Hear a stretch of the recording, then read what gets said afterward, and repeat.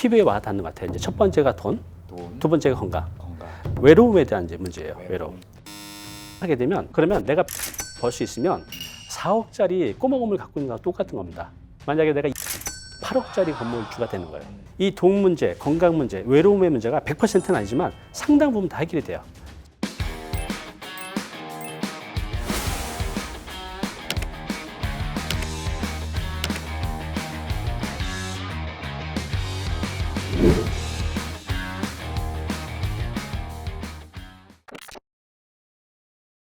안녕하세요. 지식이 되고 돈이 되는 시간 부동산 클래스의 정재훈입니다. 자, 오늘은 50대 유튜버로 유명하신 분이시죠? 단위 부동산 연구소의 이희상 대표님 모셨습니다. 어서 오세요. 네, 반갑습니다. 네. 단위TV라는 유튜브를 하고 있고요. 또 제 본업은 이제 부동산 업을 하고 있고요. 주로 하는 일은 상담 컨설팅들이 주업을 하고 있고 이것저것 제가 하고 싶은 거 하고 있습니다. 인생을 살면서 하고 싶은 일을 한다는 게 참 대단한 네. 일이잖아요. 그 단위쌤으로 유명하신데 그 단위는 어떤 뭐 호를 의미하나요? 네. 사람은 불려지는 이름대로 살아간다 하더라고요. 그 기운이 자신한테 와서. 그래서 이제 단희가 이제 아침단, 밝을희, 기쁠희인데 그러면 이제 아침에 떠오르는 태양처럼 세상을 밝게 또 기쁘게 만들어라 라는 엄청난 뜻이 있어요. 근데 사람들이 계속 이렇게 불러주시잖아요. 저를 단희쌤, 단희쌤 하고. 그렇게 살려고 저도 모르게 조금씩은 노력해 가는 것 같아요. 앞으로도 제 이름값에 누가 되지 않도록 조금 더 열심히 살아보려고 합니다. 아유, 멋지십니다. 대표님 보면 부동산 원래 전문가로 시작을 하셨는데 유튜브 활동을 하는 거 보시면 중장년층의 이런 이막 설계에 대한 이런 부분들 조언을 좀 많이 해주시더라고요. 활동하신 이런 계기가 좀 있으신가요? 일단 제가 40대를 제 인생에서 지옥을 맛본 시기거든요. 또 작년을 걸어가는 길이잖아요. 다 저의 경험들이죠.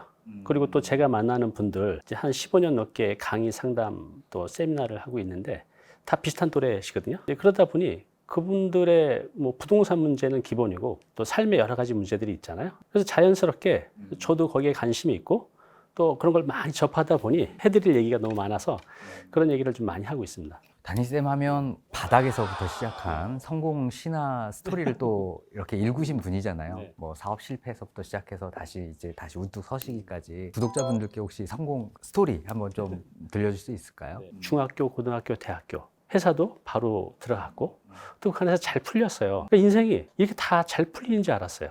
그냥 기고만장해서 여기 내가 너무 작다. 내가 성장하기에는.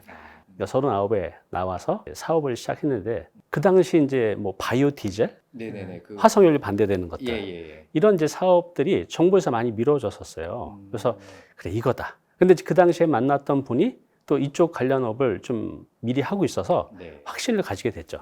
그래서 사람이 확신을 가지게 되면 두려움이 없어요. 그런데 이제 사업을 전혀 안 해봤으니까 이걸 어떻게 풀어가야 될지 모르잖아요. 근데 그러다 그 당시에 우연히 모임에서 만난 분이 저보다 3살 많았는데 사업 경험도 굉장히 많고 자네 말이야 이거 이렇게 하면 안 되면서 저를 아주 살갑게 A부터 Z까지 잘 이끌어 주시는 거예요. 정말 친형처럼 생각했었죠. 어느 정도로 신뢰했냐면 1년쯤 돼서는 제 법인 도장하고 인감을 다 줬어요. 알아서 잘 꾸려달라고. 그분은 나중에 알았지만 저한테 이제 한 방에 그걸 다 가져가기 위해서 1년을 공을 들였던 거예요. 그래서 그때 제가 갖고 있는 돈, 법인 부채 이런 것들을 다 빼돌려서 도망가시고 저는 이제 그걸 다 끌어안게 됐죠. 그때 이제 빚이 한 10억 정도 그런 기분 있잖아요. 이거는 내가 해결할 수 있겠다라는 게 있고 이건 내가 죽을 때까지 전혀 해결하지 못하겠다라는 것들이 있죠. 근데 그 당시에는 이건 내가 1000년을 살아도 10억은 못 갚겠다는 생각이 들더라고요. 사람이 환경의 지배를 받잖아요. 막 쪽방촌에 살고 그랬거든요. 영등포에. 힘든 분들이 모여있는 곳이죠. 그러다 보니 환경도 더 그러다 보니 더 제가 많이 이제 주눅이 들고 한때는 그런 극단적인 선택도 하려고 했었고 그러는 사이에 저희 아버지가 또 돌아가셨었어요. 무한은 이렇게 계속 네. 겹쳐서 온다고. 진짜 겹쳐서 오더라고요. 그래서 아버님의 유언으로 어머니를 잘 좀 부탁한다라는 말을 정신이 잠깐 들어오실 때 말씀하셨어요. 그래서 그게 번뜩 생각이 나서 죽기 살기로 살았죠. 근데 투잡, 쓰리잡을 했었죠. 밤잠 줄여가면서 이자 갚기도 힘들더라고요. 단순히 월급이나 단순 노동으로 안 되겠다라고 해서 영업이 이제 생각이 나는 거예요. 영업은 내가 하는 만큼 버는 거잖아요. 그래서 이제 그 당시에 노트, 볼펜, 그래, 영업을 해서 한번 돈을 벌어보자 해서 그 판촉물에서 찾아가서 카탈로그를 책자로 된 걸 주더라고요. 뭐 영업을 해봤나요? 그때는 이제 창피하고 그런 게 전혀 없어요. 지금 하라면 못 할 텐데.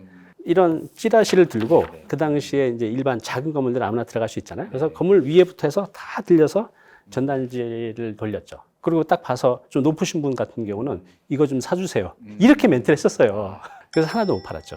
그러다가 그 당시에 이제 블로그 있잖아요. 네네. 블로그를 하면 내가 돌아다니지 않아도 사람들이 온다는 거예요. 주문이. 그래서 이제 그 당시에 블로그를 하게 됐죠. 전혀 모르는 상태에서. 근데 그때는 너무 돈이 없어서 PC가 없잖아요. 제가 그때 이제 쪽방에 살다가 돈이 조금 생겨서 고시원으로 왔을 때요. 18만 원짜리였는데, 네. 근데 거기에 이제 공용 PC가 있었어요. 복도에. 네. 근데 사람들이 굉장히 많잖아요. 그래서 제가 쓸 수 있는 시간은 이제 새벽 한 2시쯤. 그래서 그때 2시에 나가서 이제 블로그에 글을 올렸죠. 그렇게 해서 이제 한 달 정도 올리니까 와, 전화가 오는 거예요.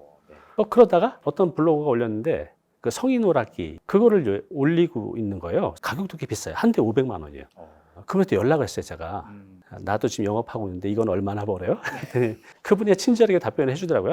이거 하나 하면 10% 정도 번다고. 그럼 하나에 500만 원에 10%면 50만 원이잖아요. 근데 이게 한 대씩 하는 게 아니라 뭐 30대, 50대씩 팔아요. 한 번에 이제 들어가야 되니까. 그때 이제 문화관광부에서 합법적으로 내준 건데 지금은 이제 불법이죠. 그래서 그걸 알게 돼서 업종을 바꿔요. 이거는 하나 팔면 막 얼마 안 남으니까. 30원, 50원 하는데 그거는 막 20만 원, 50만 원씩 남으니까 그래서 그걸 블로그에 올리면서 많이 팔게 됐어요. 그 당시 한 3년 동안 그러니까 매출 말고요. 네. 저한테 들어온 수수료가 네. 한 7, 8억이 됐어요. 그러면서 이게 이제 어느 순간 이제 문제가 생기면서 이 성인 오락기 사업이 다 불법이 돼요. 시장이 없어진 네. 거네요. 근데 이래가지고 안 되겠다 해서 이제 아쉽지만 이제 그만뒀죠. 그러다가 다시 하던 게 되거나 판촉물을 다시 되돌아왔어요. 아, 네네. 그러면서 이제 제가 판촉물을 팔러 돌아다니는데 어느 날은 이제 부동산 사무실에 들어갔어요. 공인중개사 사무실에. 그래서 이분을 잘 설득을 해서 이제 좀 3년 넘게 하니까 이게 좀 말빨이 생긴 거예요. 그분도 필요했었고, 그래서 이제 100개를 팔았어요. 그래서 이제 나가려고 하는데 이분이 딱 부르시더라고요. 나한테 와서 이렇게 물건을 판 사람이 한 명도 없었는데 자네 대단하다. 나이가 좀 많으셨거든요. 이거 팔면 얼마나 남아? 이러더니 하나당 한 200원 정도 남을. 그럼 100개면 2만 원밖에 안 되잖아. 네. 근데 2만 원 팔려고 지금 나한테 이렇게 공을 들인 거야? 그래서 제가 이렇게 나가는데 그분이 저한테 자네 이거 하지 말고 부동산 쪽으로 해봐. 잘 될 거야. 라고 해서 네. 제가 이제 부동산에 입문하게 된 이제 계기가 됐습니다. 제가 중간에 말씀은 안 드렸지만 저에게 응원도 해주고 또 도움도 주고 또 노하우도 전수해 주신 분도 많이 계셨어요. 그래서 사람에 의해서 지옥도 경험했지만 또 사람에 의해서 천당도 경험도 했었죠. 그러면 뭐 3년 만에 뭐 한 10억의 빚은 다 갚고 그리고 지금 그러면 뭐 실례지만 한 어느 정도 자산을 좀 축적하신 상황이신가요? 이거를 이제 구체적으로 말씀드렸는데 그냥 조그만 건물 2개 있어서 와. 거기서 네. 월세 나오는 걸로 노후 준비는 돼 있습니다. 인생에 좀 큰 시련을 이렇게 겪으시면서 이런 뭐 중장년의 삶을 위협하는 3대 재앙 이런 말씀을 또 해주셨어요. 이게 또 구체적으로 어떤 내용인가요? 그러니까 이제 보통 뭐 젊은 사람들이 있지만 특히 이제 나이가 들어갈수록 이 3가지가 피부에 와 닿는 것 같아요. 이제 첫 번째가 돈, 돈, 2번째가 건강, 건강. 외로움에 대한 이제 문제예요. 외로움. 이제 돈 문제부터 보면 우리나라 이제 평균 직장인 은퇴 나이가 네. 49.5살이에요. 50살이 채 안 된다고 합니다. 네. 남자들의 경우 군대 갔다 와서 직장 취업하면 20대 중후반이죠. 그러면 통계대로 50대 퇴직을 하게 되면 짧게는 20년, 많이 벌면 25년 벌고 50대 은퇴해서 100살까지 살려면 50년을 버텨야 되잖아요. 이게 안 되죠. 아무리 연봉이 높은 사람도 50년을 버틸 돈이 안 되는 거죠. 그래서 이제 돈 문제가 첫 번째고요. 그러니까 오래 사는 게 문제가 된 거죠. 네. 2번째는 이제 건강인데요. 지금 이제 5, 60대 보면 44살 정도까지 살 때까지 암에 걸릴 확률 38%라고 합니다. 그렇게 높나요? 굉장히 높죠. 그러니까 10명 중에 4명은 암에 걸리는 거예요. 또 아무리 내가 능력이 있고 돈을 많이 벌어도 그런 병에 걸리게 되면 바닥으로 내려가잖아요. 그리고 또 이제 암보다 더 무서운 건 치매잖아요.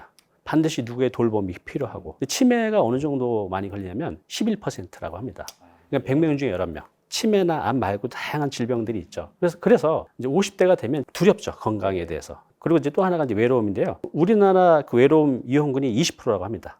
특히 남자가 4배 정도 더 많죠. 네네네. 여성분들이 지하철 타면 옆 사람하고 그냥 친해져요. 자연스럽게 얘기를 하잖아요. 이게 우리한테는 불가능한 일이잖아요. 아, 그러니까요. 그리고 친해지기 위해서는 굉장히 시간이 걸리는데 여성분들은 그런 이제 사회성 관계가 남자보다는 아주 탁월한 것 같아요. 네. 근데 남성들은 그게 안 되니까 나이가 들수록 더 외로운 거죠. 그래서 영국 같은 경우는 2018년도에 외로움 장관직이 생겼어요. 그리고 이제 2021년도에 일본은 네네. 고독 장관직이 생겼습니다. 아, 네네. 네, 정부의 큰 조직이 생긴 거죠. 그만큼 고독과 외로움을 네. 치료하기 위한 이렇게 이제 선진국이나 또 고령화로 가고 있는 곳들은 이런 이제 외로움, 고독이 사회적인 큰 문제이기 때문에 장관직이 있을 정도로 우리나라는 OECD 국가 중에서 50대 전후 남자분들이 극단적인 선택하는 게 세계 1위예요. 굉장히 이제 심각한 문제죠. 그래서 통계를 내봤어요. 범죄 사기 유형, 돈 관련해서 사기치는 거, 건강을 가지고 사기 친구도 너무 많잖아요. 그다음에 외로움, 이게 거의 90%라고 합니다.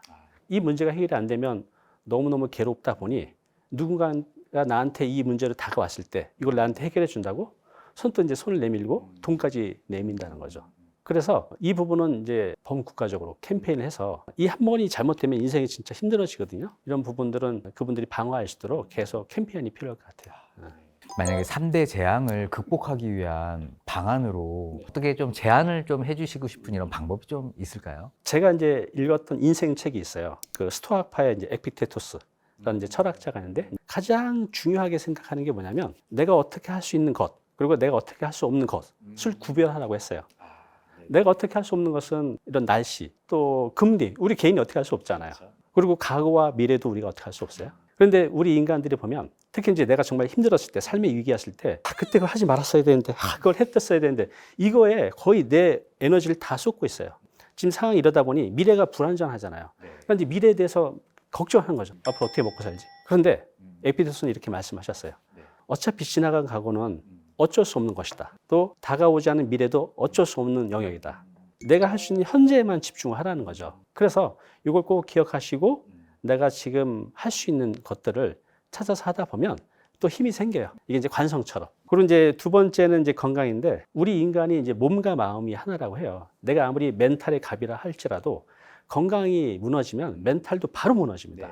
그러니까 제가 이제 그 당시에 막 살았거든요. 술도 못 마시는데 술도 막 마시고 제정신으로 버티기가 힘드니까 담배도 엄청 피웠죠. 그랬더니 이제 건강이 너무 안 좋아지는 거예요. 그러니까 더 일을 잘 못하고 이제 제가 그때 우연히 잡지에서 기사 내용을 봤는데 당신이 인생의 밑바닥에 있으면 뛰어라. 우리 멘탈, 영혼도 우리 몸 안에 갇혀져 있는 것 때문에 내 몸을 건강하게 하면 영혼도 건강해진다는 거죠. 그럼 무엇이든지 해낼 수 있다고. 제가 그걸 보고 정신을 바짝 차린 거죠. 그래서 술도 당연히 끊고 담배도 그냥 바로 끊었어요.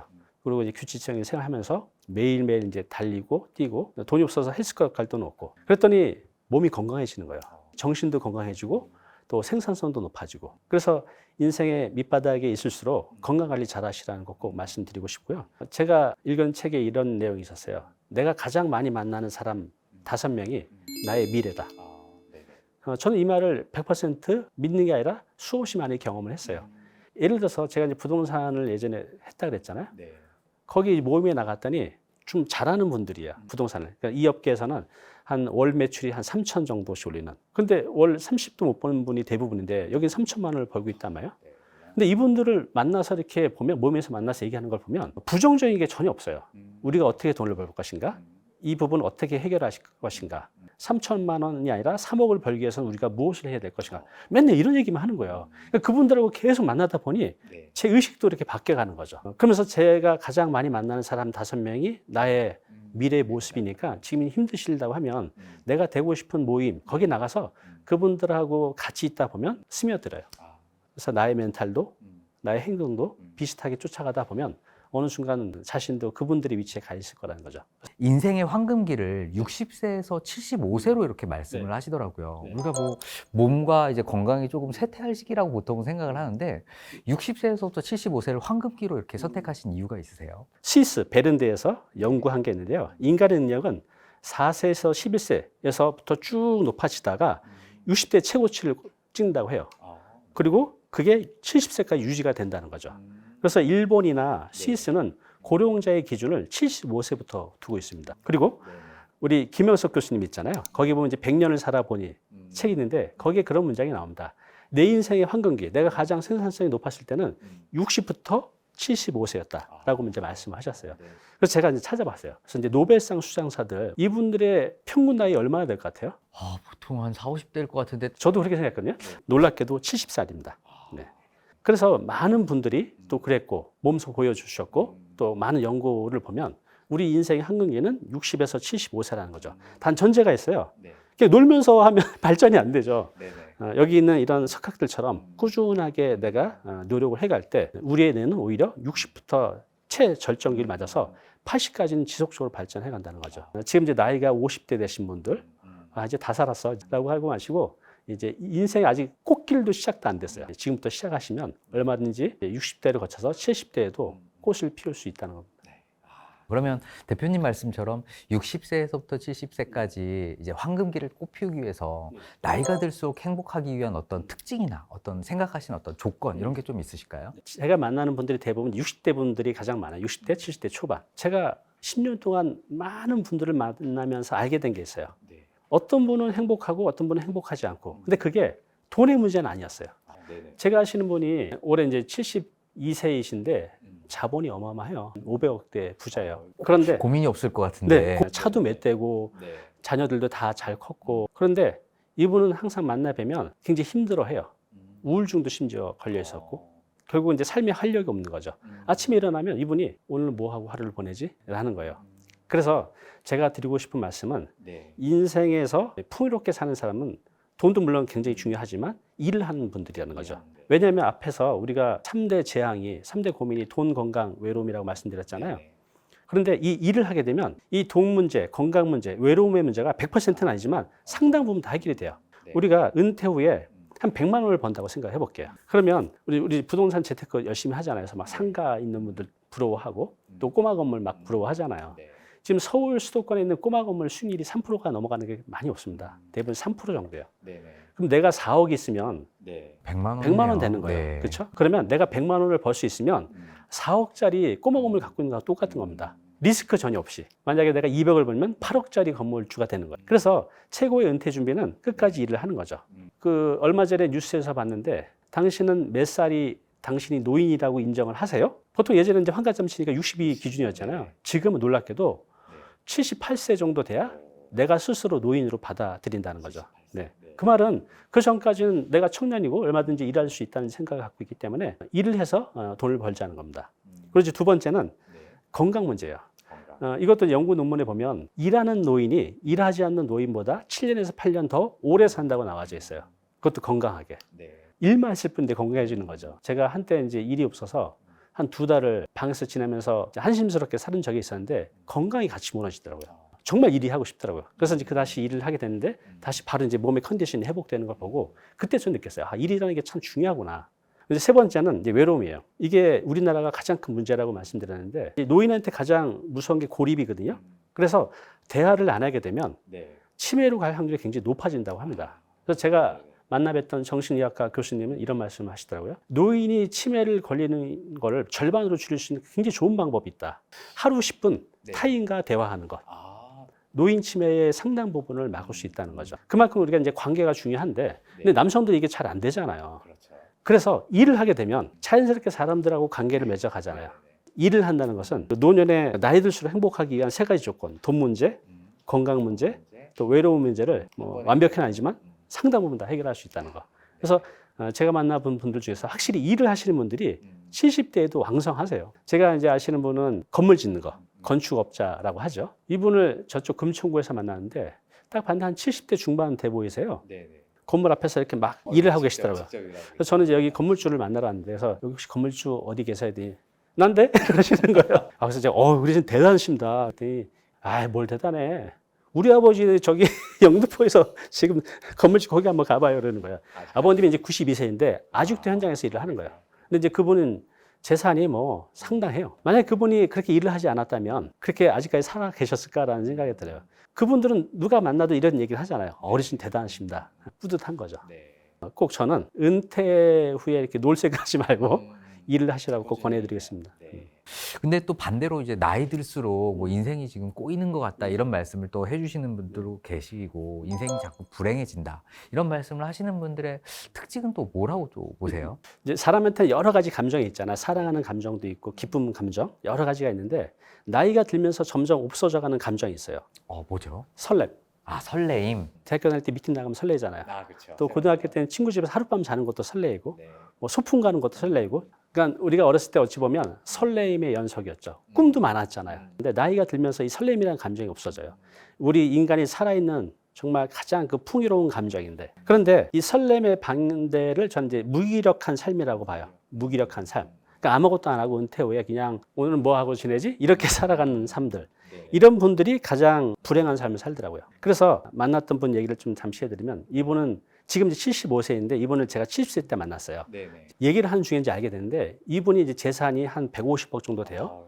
먹고 사는 문제는 다 해결됐어요. 그런데 이분이 우울증 걸려서 약을 먹을 정도였어요. 무기력한 삶이 3년, 5년 지속이 되다 보니 나이도 있고 하니까 뭐 친구들도 만나기도 좀 그렇고 또 친구들 만나도 이렇게 잘 결이 안 맞으니까 또 만나고 싶지도 않고 그래서 이렇게 우울증까지 걸리셨던 분이 우연한 기회에 친구가 사교 댄스 학원을 다니는 걸 알게 돼요. 그래서 야, 나 한번 따라와 봐. 그래서 처음에는 완전 새로운 신세계잖아요.